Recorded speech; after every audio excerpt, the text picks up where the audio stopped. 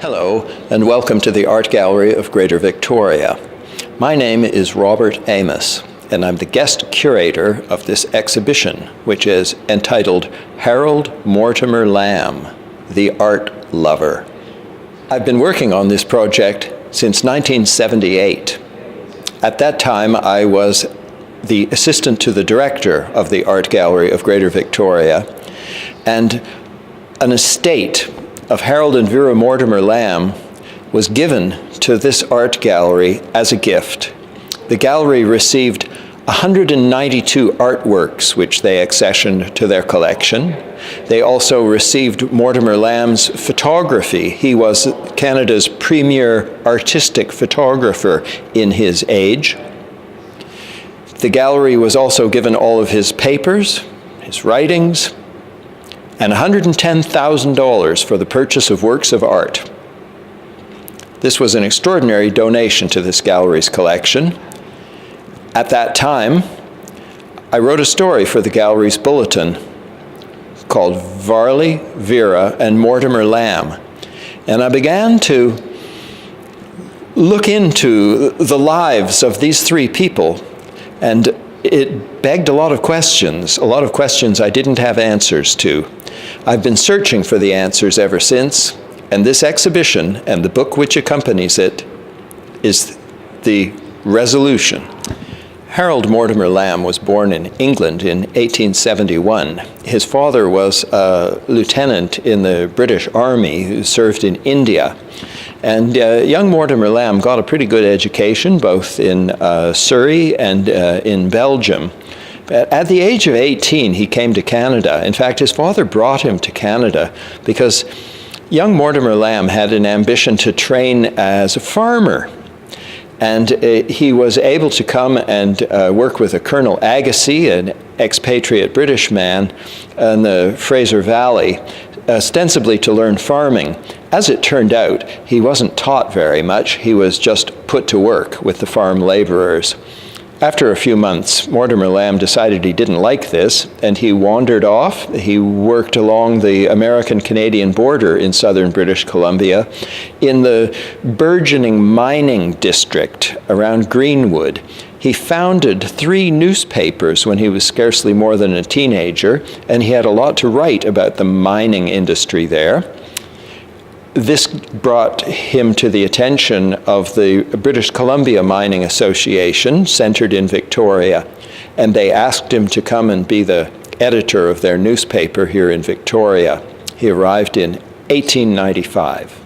Here in Victoria, Mortimer-Lamb was mixing with the best people, and for reasons which are not entirely clear, he took up photography as a hobby. His first subject was his beautiful young daughter, Dolly. He also went on to photograph the Premier of the province, Richard McBride, the Lieutenant Governor of the province, Henri Joly de Lotbinière, and in 1904 he was particularly impressed to meet Sophie Pemberton. Her father was the Surveyor General, but Sophie had been spending the last 10 years studying with the Royal Academy in London and at the Académie Julian in Paris. Here's a painting that Sophie did of Mortimer-Lamb's beautiful daughter, Dolly, wearing that same frilly hat.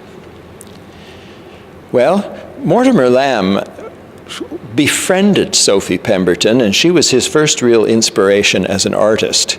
And as a photographer, he took a photograph of her. You can see her here in another rather large hat. This is the first time in his photography you get an idea of his style of photography. It was called pictorialism. This was a soft focus, poetic, moody, evocative type of photography, which was really very popular in artistic circles. Mortimer-Lamb's photography really was an engaging hobby for him, and it rather took over a lot of his activity. He contributed his photographs beginning in 1903 to the Royal Photographic Society's annual exhibitions in London. This one we're looking at now, a print made from a broken glass plate, was very similar to the first one he exhibited. The people in London became quite interested in his photography. They exhibited it prominently. They always published it in their annual book called Photograms of the Year. And in fact, in 1904, they engaged him to write the story on Canadian artistic photography for their magazine. And he continued to do so annually for many years. This beautiful photograph of Dolly from 1904 is signed and dated and is one of the prints which he gave to this art gallery. The art gallery eventually gave all of the photographs to the Provincial Archives of British Columbia. In addition to contributing his work to the Royal Photographic Society, he also became the art writer and contributor of photographs to a weekly newspaper on the subject of photography published in London called the Amateur Photographer and Photographic News. He really was becoming quite a figure in Canadian art and in the world of photography. He continued making contributions to the Royal Photographic Society annually until 1927. His little daughter Dolly was certainly his first and favorite model, but unfortunately in 1908 she fell victim to measles and died. It was a shattering experience for her father.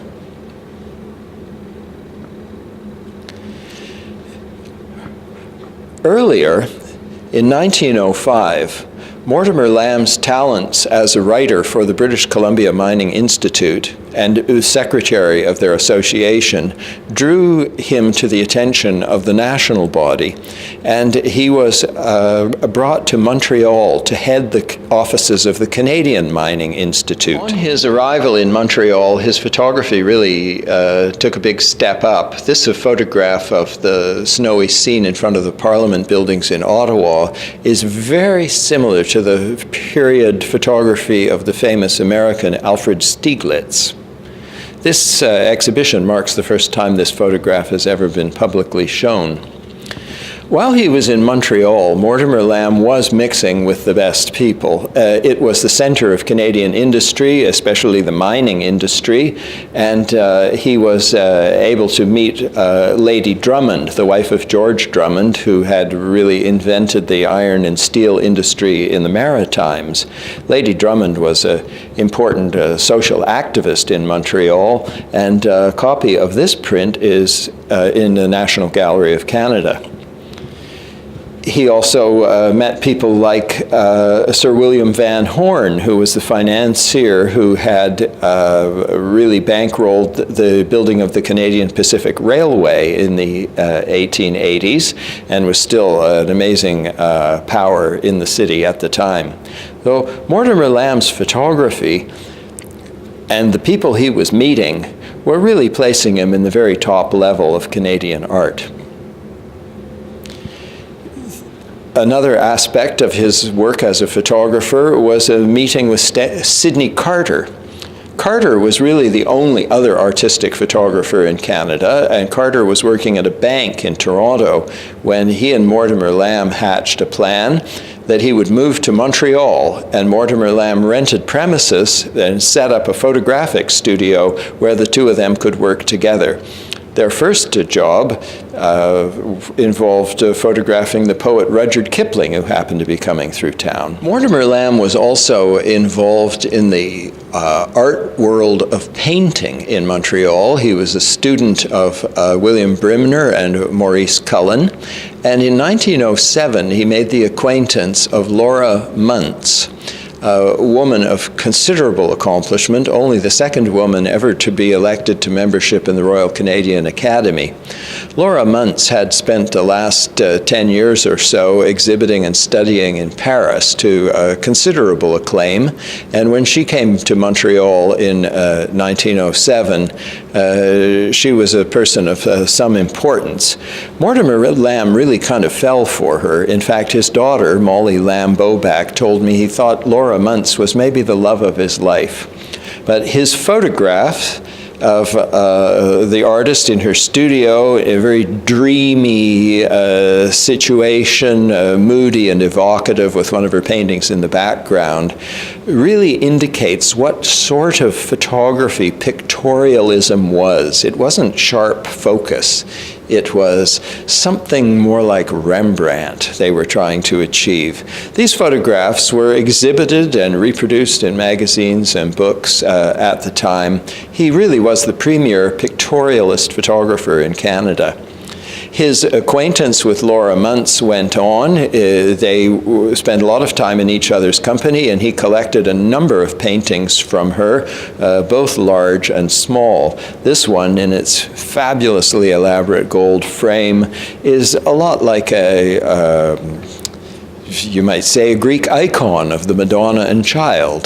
That was the kind of attitude she had. And you'll know by looking at her sketch here of a little girl by the pool, sticking her toe in the pond, that Mortimer-Lamb's affection for the moody, dreamy little girls that he loved to photograph was right on line with Laura Muntz's attitude towards subject matter. Mortimer-Lamb really was moving in the highest stream of the Canadian art world in Montreal at the time. In 1912, he was invited to become a member of the Canadian Art Club, organization which was set to rival the Royal Canadian Academy and bring it up to date. He went to Doon, Ontario, to visit the famous painter Homer Watson, who was the president of the Canadian Art Club, and on his return he brought this little oil-on panel entitled The Ploughman. It's very similar to a painting the National Gallery owns. Back in Montreal, his friend George Drummond was buying School of the Hague paintings from the Netherlands, but also French Impressionist paintings. And Mortimer-Lamb, inspired by George Drummond's appreciation of the French artist Eugène Boudin, purchased this small oil-on panel of the harbor at Fécamp, which I like to think is the only authentic and worthy French Impressionist painting that this gallery owns. The frame is perhaps a bit overwhelming, but it is exactly of the period. It's the frame the painting came in from when Mortimer-Lamb bought it. When you look at the painting, you can understand that Boudin was the inspiration of Claude Monet, who as a young man on the French coast would see Boudin's paintings in a shop window and admire how he went about doing it. It's the birth of Impressionism. Mortimer-Lamb, in his work with the Canadian Mining Association, hosted a group of German industrialists on a cross-Canada trip. They had their own private train and were away for many, many weeks. And in return, they hosted him in 1909 to a rather extensive trip in Germany, especially Dusseldorf. And at the end of it, there was a banquet for him at the Savoy Hotel in London, and they gave him a silver tea service. He was a very highly esteemed person in the industry. I believe it was at that time that he bought this little etching by James Abbott McNeill Whistler of the Thames set, and seems to have developed a taste for the arts and crafts world, which Whistler was the leading exponent of. You can see here just a few of the pieces of blue and white decorated Chinese porcelain which Mortimer-Lamb collected, quite a few indeed, very much to Whistler's taste. In addition, in this case, a little tea bowl, hagi ware from Japan in the well, shall we call it late 17th or early 18th century. This was a taste that was well ahead of its time for a Canadian, a man living in Montreal. But Mortimer-Lamb knew what he liked. Another thing he liked was Japanese prints. This print by Ando Hiroshige is one of the series of the story of the 47 Ronin. And although we were only displaying one of the prints of the series, in fact, Mortimer-Lamb gave almost the entire set here to the gallery. he gave works of art of many different Asian sorts. These two little scroll paintings of ink and colors on silk are quite ancient and very elegant. I mean, by now we're accustomed in this gallery to seeing really spectacular works of Japanese and Chinese art. And maybe these paintings aren't so impressive as some of the other things we've seen on display in this very room. But it is important to note that Mortimer-Lamb's collecting policies were what laid the groundwork of this gallery's approach. In 1956, Colin Graham, the founding director of this gallery, met Mortimer-Lamb, and the two of them really got on well together. They hatched a plan. Colin Graham knew that this gallery, based in an old wooden mansion, was really a fire trap, and they could not borrow worthy works of art and loan exhibitions because they couldn't insure them.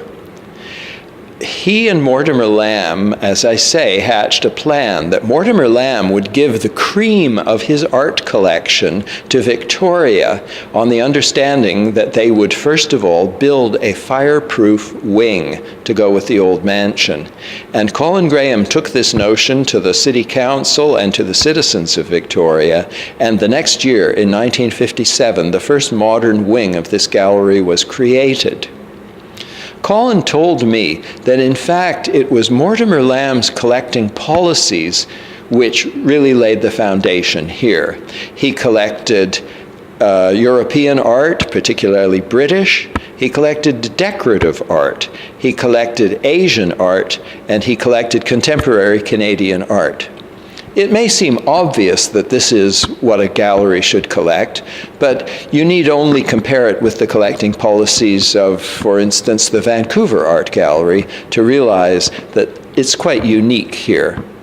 The fact that we collect decorative art and Asian art, for instance, sets the Victoria Art Gallery apart. And it was Mortimer-Lamb's decisions and gifts that established the gallery in this way.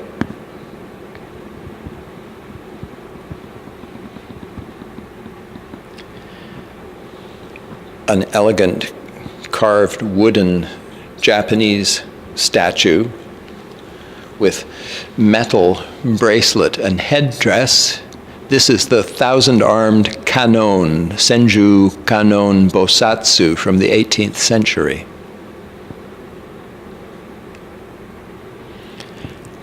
And next to it, one of the gallery's treasures, a praying monk from Burma, dating to the early 19th century. This is carved wood, covered with lacquer and gilded. Mortimer-Lamb's fame as a photographer in Canada and Britain were assured, but he was also making contacts with Alfred Stieglitz in New York City.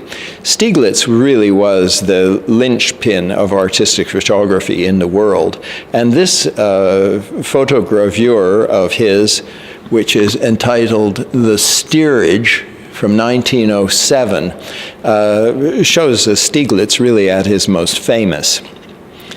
It was a gift from Stieglitz to Mortimer-Lamb, in fact.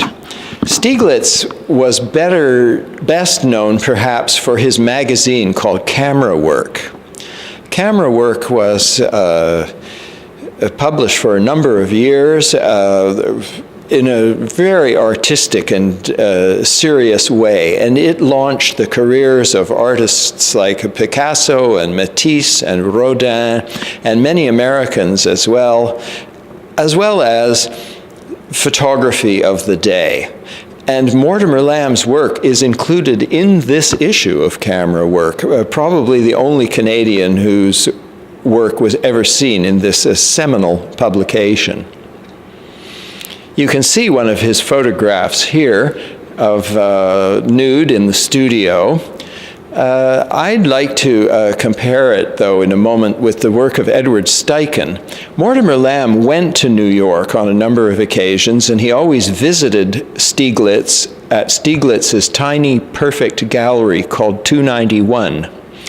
And Stieglitz exhibited contemporary art and photography, and it was a meeting place for many artists and creative people. And he always took Mortimer-Lamb out for lunch. He took him out for lunch with the very famous American photographer Edward Steichen. And you can see Steichen's nude here, which was part of Mortimer-Lamb's collection, looking very similar to Mortimer-Lamb's own photograph.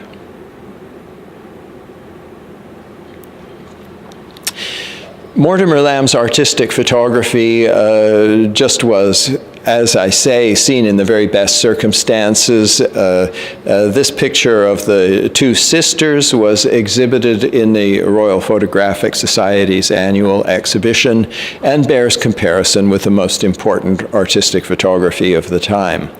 A little further along is a photograph which is called The Silver Veil, and shows him at work in 1913. This is one of his own competition prints, which has been given to Victoria. So Mortimer-Lamb's life was very good on a professional level, but on a personal level, it seemed to be coming apart. His wife, who had given birth to 6 children, had become an unseen character living in the shadows, where she remained until the end of her life in 1939. The best guess is that she had become addicted to opium and really couldn't cut it in society, so she was left behind. The sons of the family were growing up, but the eldest, when he was 16, enlisted for the First World War, went overseas and was rather badly shot up. Mortimer-Lamb was having a nervous breakdown. Nobody was looking after the children. Things were a bit chaotic. And into that world walked a young woman named Mary Williams, an English woman who came in as their housekeeper. She really brought matters into focus. But also, in 1919, she got pregnant by Mortimer-Lamb. This was not a love match. Everybody knew that. But it just really wouldn't do. So he did the honorable thing. The honorable thing was to take her into the family, to retire from his job as an invalid, and move the whole family to Burnaby in British Columbia, where he bought a farm. You can see in this very early photo album the picture of the farmhouse they had on Burnaby Lake. And he actually became quite a model farmer. He had acres of strawberries, he had thoroughbred goats, he was written up in all the magazines on farming. It was quite impressive. But he had a number of other things going on too. In addition to the farming, they were raising the family, and he continued with his photography. These are pictures of his daughter Molly and her next-door neighbor Betty frolicking in the glade in the nude were something that was of considerable interest to him. And in the next picture, you'll see Molly at perhaps age 6 or 7 or 8 with her dog. An incredibly charming photograph indeed. And Molly herself was very charming. Molly went on to be Mortimer-Lamb Beaubac, famous Canadian artist. Molly was essentially brought up by her mother, Mary Williams, who looked after the household for Mortimer-Lamb, while he got on with working for the BC Mining Industry Institute, picking up where he'd left off, and also becoming quite involved in the art scene in Vancouver. He was a member of a group called the BC Art League, which was formed in about 1920 with the specific intention of founding a school of art for Vancouver and also the Vancouver Art Gallery. Both of those dreams came true. This engraving by Pierre Dupont is part of Mortimer-Lamb's collection, and I like to think it relates to his interest in farming. We'll turn the page. This is a new chapter. Mortimer-Lamb was involved in the founding of the Vancouver School of Art, which opened in 1925. But I think he was rather disappointed in Charles H. Scott as the principal. Charles H. Scott was an Englishman and very old school. Mortimer-Lamb corresponded with his friend Arthur Lismer, who was head of the Ontario College of Art in Toronto, and asked Lismer if he'd like to come out and be the head of the school in Vancouver. And Lismer said, I'm busy doing something else, but why don't you ask Fred Varley. He's a young man from Sheffield, England. He's here with his wife and children, and the students love him. He's a really energetic teacher, and he'd do well to get out of Toronto. So they invited him to Vancouver, and he became the most lively teacher in the whole of the Vancouver School of Art. Mortimer-Lamb photographed him in his new studio at this time. Varley, with his wife and 4 children, came to Vancouver, and they lived in a house on Jericho Beach.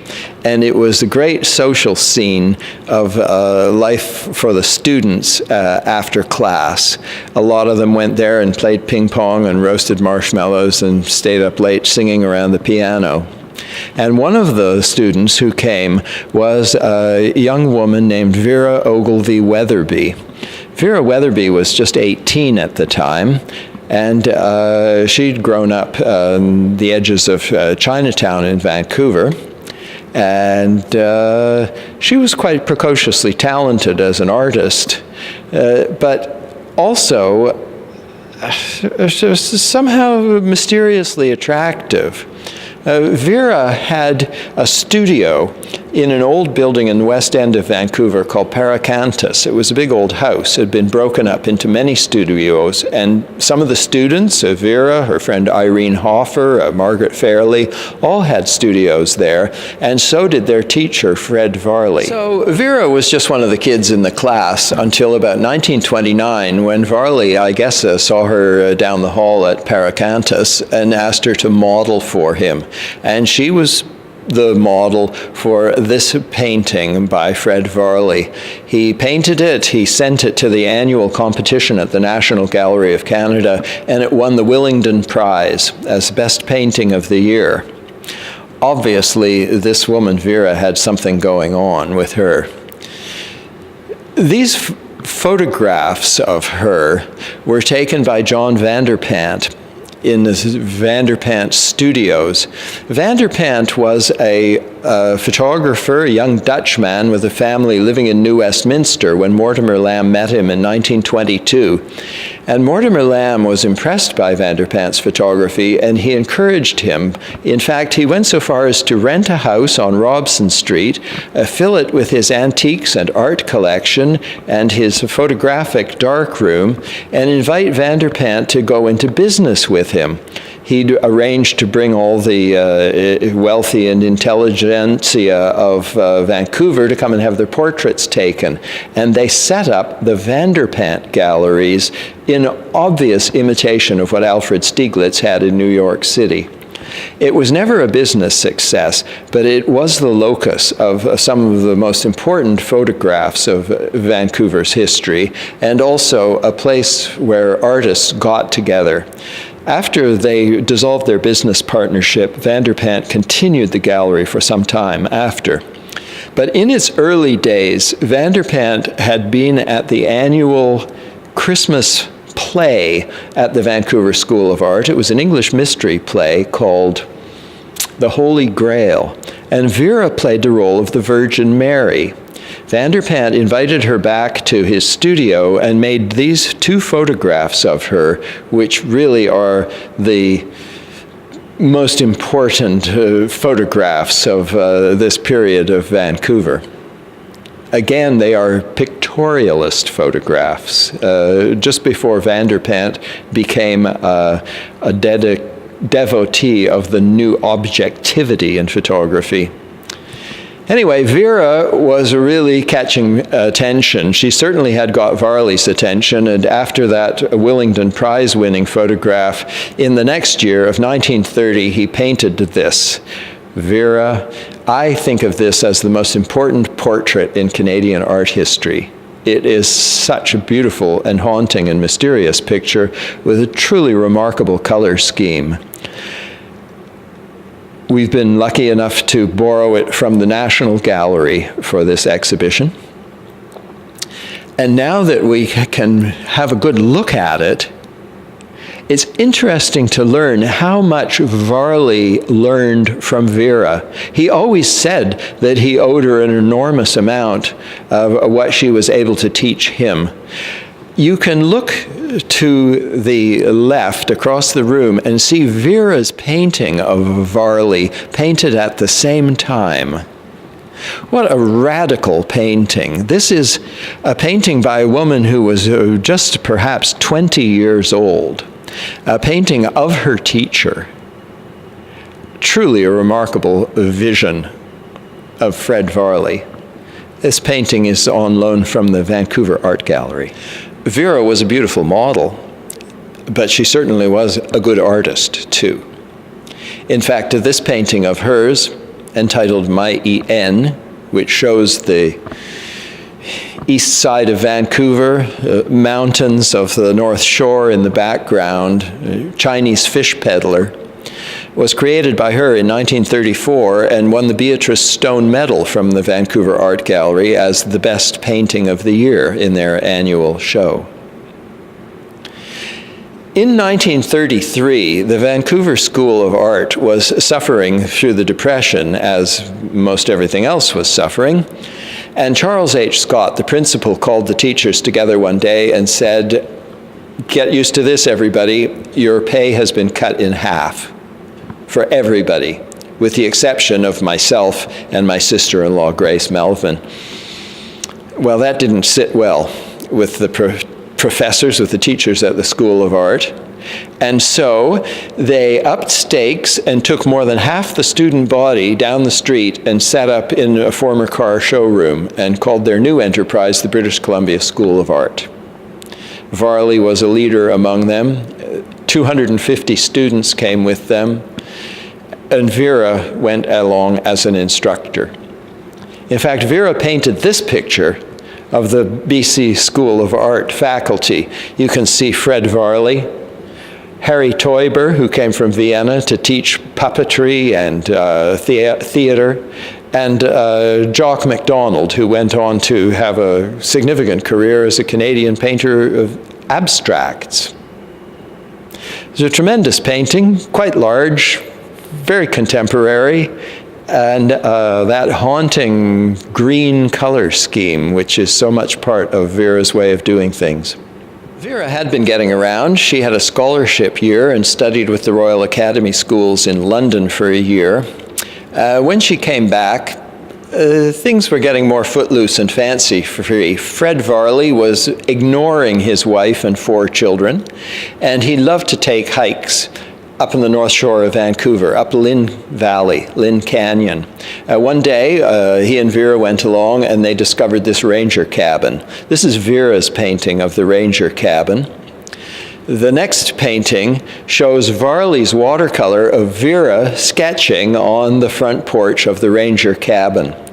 This place became the site for a huge painting by Varley called Dorana in the Ontario Art Gallery, really one of the seminal paintings of Canadian art of the 1930s.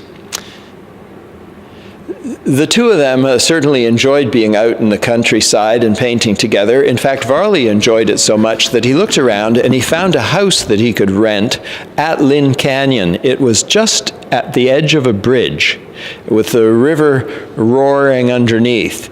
The hills had recently been logged and burned. This watershed is actually the watershed for the city of Vancouver.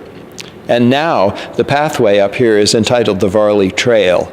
Varley loved to stay at that cabin. It didn't have any electricity, but it did have a piano. And he certainly enjoyed himself there. He painted an awful lot of pictures from the upstairs window of the cabin at Lynn Canyon. Vera, although she didn't live with him, was certainly a frequent guest and visitor there, and she painted at least 20 paintings in this group of 7 style of oil paintings on wood panels, which came here to the Art Gallery of Greater Victoria.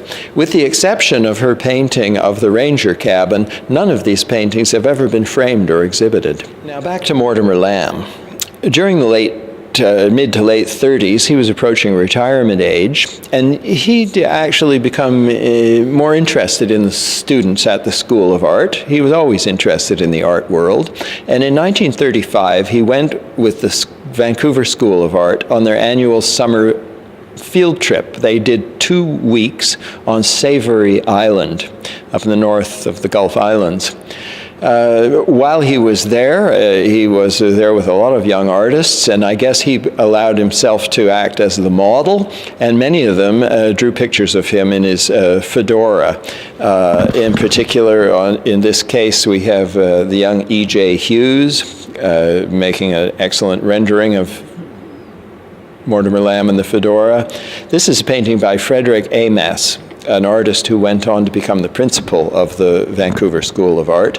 There's another one by B.C. Binning, must have been drawn at exactly the same time.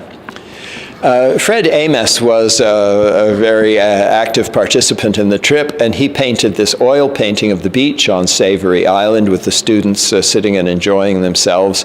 This was really the major painting that resulted from the 2 weeks that the whole group had there, and Mortimer-Lamb bought it, I'm sure, as a souvenir of a very happy time. You'll notice a small grove of trees up in the corner there, though. These were subject which were subsequently painted by E.J. Hughes, and in this case also he made an etching of that grove of trees, and Mortimer-Lamb bought a copy of the etching in 1935. Throughout this time, Mortimer-Lamb had been very involved with both Varley and Vera.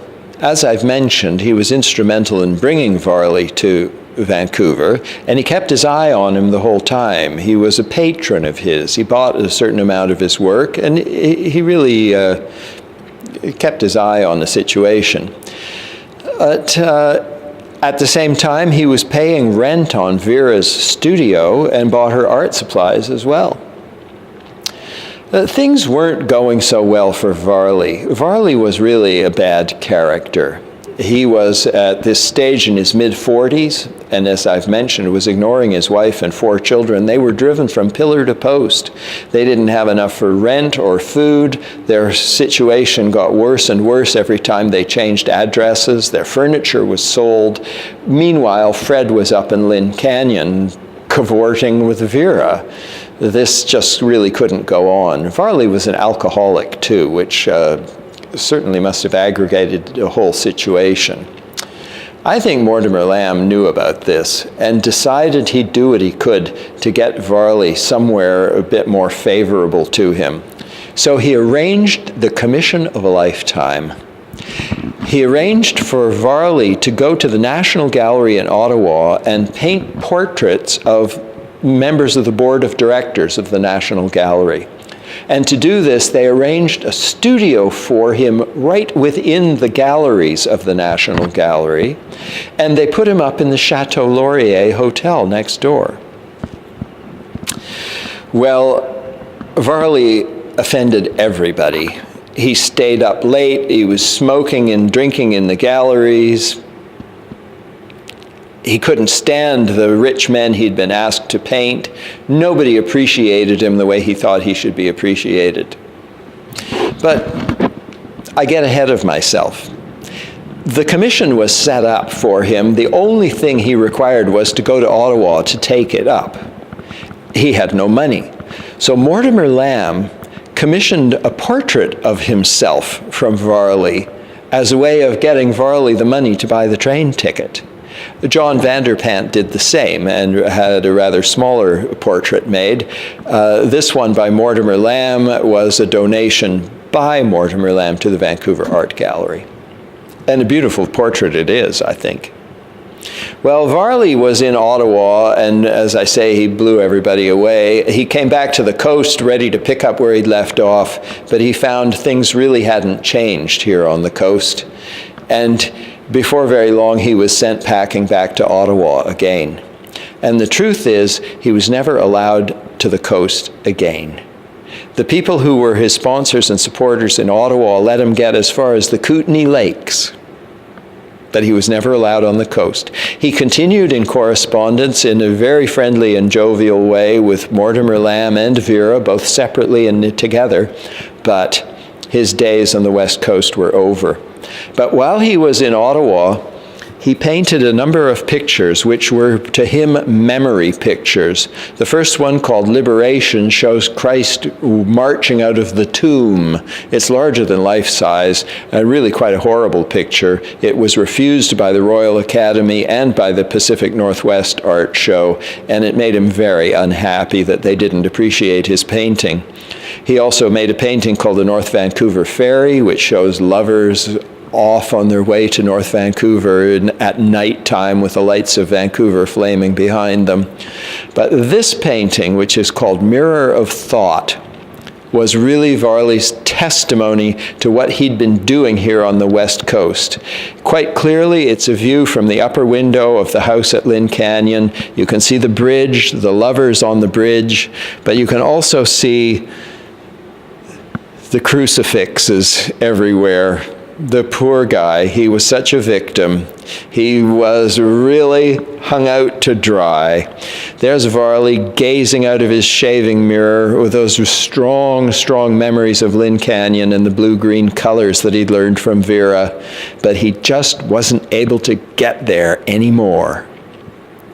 Well, on his last trip to the West Coast, he made one more painting of Vera, this beautiful watercolor, which I do believe he gave to her. And if I was asked to title this picture, I'd call it Sadder but Wiser. So by this time, we're into the late 1930s. Molly Lamb had grown up, and at the age of 17, she was allowed early admission to the Vancouver School of Art. And her teacher was the hotshot new teacher, Jack Shadbolt. And Shadbolt knew that the Mortimer-Lamb household was a place filled with art and culture, and he followed Molly home after school. He'd go home on the trolley car with her. They were living in Kerrisdale at the time, and he just hung around the Mortimer-Lamb household. They lived in a beautiful old house on 2.5 acres, and Shadbolt came in and drew everything in sight. Here's his drawing of Mortimer-Lamb reading the newspaper. There are also drawings in this sketchbook of Vera and of some of Mortimer-Lamb's art collection. On the next page, you can see one of Molly's drawings. It was her very first of the war records work, which a sort of cartoony style, which really were the first things of significance she did in her career. Mortimer-Lamb kept up with his photography, and he kept up with his writing. He was writing for Saturday Night magazine and wrote some very important articles, in particular an article about Emily Carr. In fact, Mortimer-Lamb is credited with having discovered Emily Carr. He was introduced to her by Sophie Pemberton, and in 1921, when he'd returned to the coast, he met her and made her acquaintance, and he wrote a letter to Eric Brown at the National Gallery saying, there's a painter in Victoria who's done a series of paintings of totem poles that are fantastic. The nation should buy these paintings.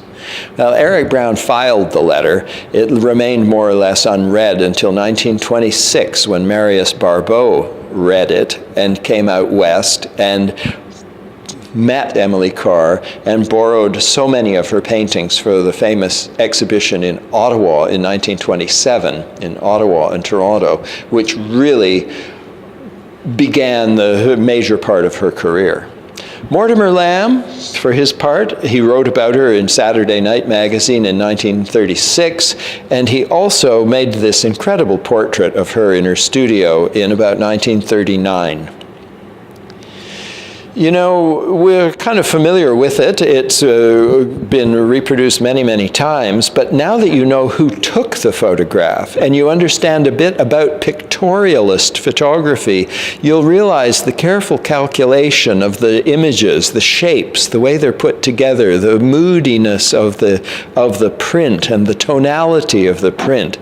This is an artistic product, this photograph, and is I think it's safe to say, really the definitive image of Emily Carr. Mortimer-Lamb moved from Kerrisdale in the early 1940s onto a fabulous property on Belmont Avenue in Point Grey, and he was a close neighbor of Lauren Harris and his wife Bess.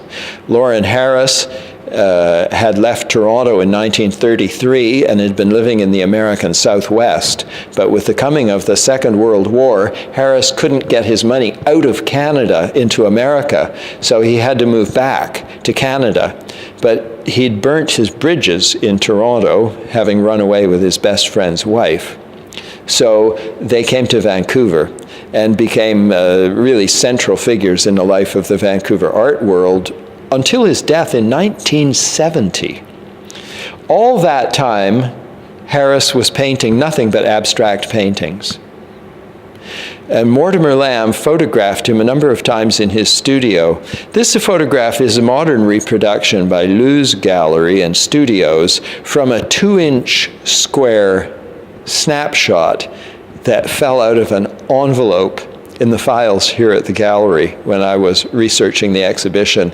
And I really do think it's a definitive image of Lauren Harris. Mortimer-Lamb not only discovered Emily Carr, but in 1911 he was the first person to write about any member of the group of 7.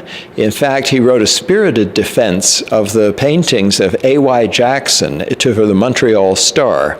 Jackson, a young man with no friends of places of power, was very impressed and became a lifelong friend and correspondent of Mortimer-Lamb. And every time Jackson found himself on the coast, he always came to visit. Here's a picture of A.Y. Jackson and Vera in Mortimer-Lamb's garden. This is a date from the late 1940s, and it's probably about that time that Mortimer-Lamb acquired a painting by A.Y. Jackson of the Northern Lights, a painting he made as part of his war record work along the Alaska Highway. It's kind of a haunting painting. It's dark and moody, but gets more and more beautiful as time goes on. This interesting green tone, which we saw in Vera's paintings, really is an important part of the sky in this one.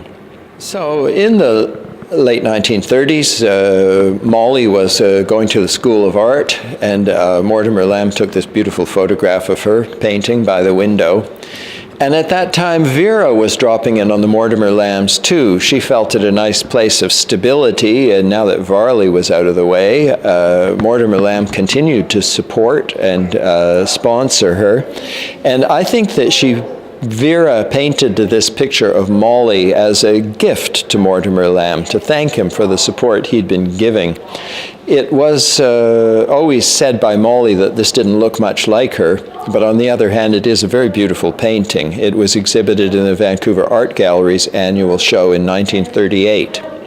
So Molly had grown up by this time and shortly was moved out of the house. And Mary Williams, the housekeeper, said to Mortimer-Lamb, I think I should get out of here.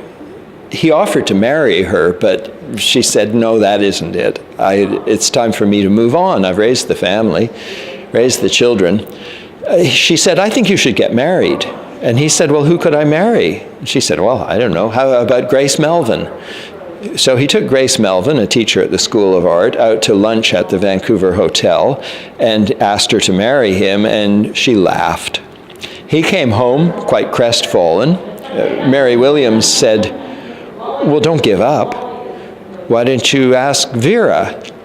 Well, he'd never thought of that. So he took Vera out to lunch at the Hotel Vancouver and asked her to marry him, and she agreed. Vera was 30 years old, and Mortimer-Lamb was 70.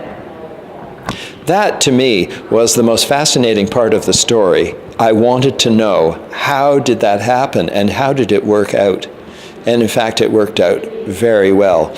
They were married for 28 years until his death, and for the subsequent 8 years until her death, she slept on the floor beside his bed, beside their bed. At any rate, he must have felt he was the luckiest man alive in 1942 when Vera said yes to him. And they moved in together, and they just settled right into a beautiful life. When Vera and Mortimer-Lamb married, she was taken into shelter. She felt that she had become a fallen woman after whatever it was that went on with Varley. She felt she was a social pariah. She felt she couldn't hold her head up in company, and I'm sure she didn't know what she was going to make of her life. But Mortimer-Lamb understood all this, and he took her in and gave her shelter and comfort, and she became a very happy homemaker, baking bread and the canary singing in the window and the beautiful artworks all over their house. And they loved to garden. They had lovely gardens everywhere they were. I think Vera essentially gave up painting at that point, and it's my feeling that this portrait of Mortimer-Lamb was her very last painting. You can see the North Shore Mountains, and you can see a figure here, looks a lot like one of Emily Carr's totem poles, although in fact it's a Chinese statue which belongs in the gallery's collection here. And Mortimer-Lamb looking very sympathetic indeed. A beautiful painting, but as I say, I think it was about the last one. He apparently encouraged her to go on with her painting, but there was no need for it. She'd done the painting and lived that life, and now she was happy just to be at home with him. Strangely enough, Mortimer-Lamb himself took up the brush in his 80s and spent the last 15 or 20 years of his life very happily painting his own pictures. Mortimer-Lamb, of course, had the muse and model of the West Coast Canadian art in residence, and he painted many, many pictures of Vera, this one of Vera among the tulips, my favorite. Essentially, at their deaths, in their estate, all of Mortimer-Lamb's paintings and almost all of Vera's came here to the Art Gallery of Greater Victoria. So they're not widely known. But the truth is that Doris Shadbolt wrote an article of profound praise about Mortimer-Lamb and his paintings in Canadian Art Magazine in 1947, and Jack Shadbolt put on an exhibition of Mortimer-Lamb's paintings at the Vancouver Art Gallery in 1951, and continued in correspondence with him until the end of his life, and in fact wrote his eulogy, which is tumbling over with praise about Mortimer-Lamb's paintings. Mortimer-Lamb admitted he never learned to draw, and he couldn't do it as well as any second-year art student, but they were fascinated by the broken color, the luminous light, and the shimmering, what can I say, attractiveness of his paintings. He was a tremendous colorist.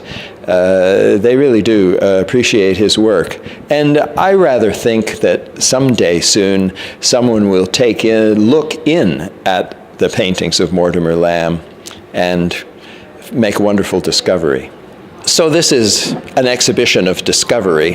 When I began the project, John Tupper, the director, suggested to me that it was too difficult to try to do everything, and maybe I should just deal with Mortimer-Lamb as a photographer. And I do hope that some curator of photography will take that matter in hand, because there's a fantastic story there.